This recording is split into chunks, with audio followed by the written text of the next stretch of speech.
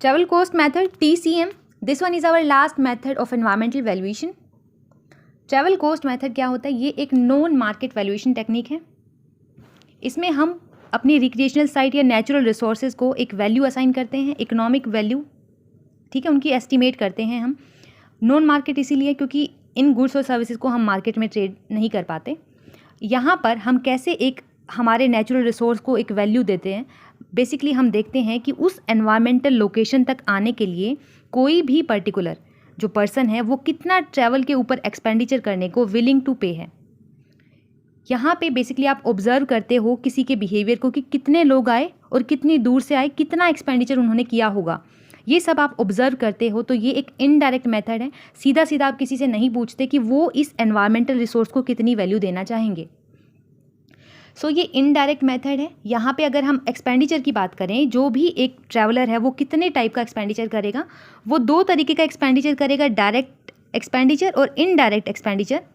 तो direct expenditure वो expenditure होगा थ्रू आउट द रूट, उस रास्ते तक, उस लोकेशन तक पहुँचने के लिए रास्ते में जितना एक्सपेंडिचर हुआ, फूड के लिए, रेंट के लिए, अगर वो बीच में रास्ते में रुका है तो रेंट के लिए, या फिर फ्यूल के लिए, पेट्रोल डीजल के ऊपर जो उसका एक्सपेंडिचर हुआ, वो डायरेक्ट एक्सपेंडिचर है. इनडायरेक्ट एक्सपेंडिचर की बात करें, यहाँ पे हम अपॉर्चुनिटी कॉस्ट को लेंगे. अपॉर्चुनिटी कॉस्ट का मतलब कौन सी कॉस्ट? अगर वो इस लोकेशन पर ना आकर किसी दूसरी लोकेशन पर जाता तो वहाँ ना जा पाने की जो उसकी कॉस्ट है उसको हम अपॉर्चुनिटी कॉस्ट बोलते हैं. तो उसको भी यहाँ पे लेंगे. TCM मेथड के एडवांटेज देखें तो ये एक्चुअल बिहेवियर के ऊपर बेस्ड है. जैसे कंटिंजेंट वैल्यूएशन मेथड हमारा हाइपोथेटिकल सिचुएशन थी, इमेजिनरी था. यहाँ पे एक्चुअल में जो खर्चा है वो करना पड़ता है, एक्चुअल वैल्यू को हम देखते हैं. यहाँ पे इजी है, सिंपली आपको ट्रैवल का एक्सपेंडिचर देखना है तो इस तरीके से अगर आप वैल्यू असाइन करोगे तो बहुत ईजी रहता है. किसी भी एनवायरमेंटल रिसोर्स की कोई एक वैल्यू दे देना तो उसकी वैल्यू एस्टिमेशन ईजी रहता है.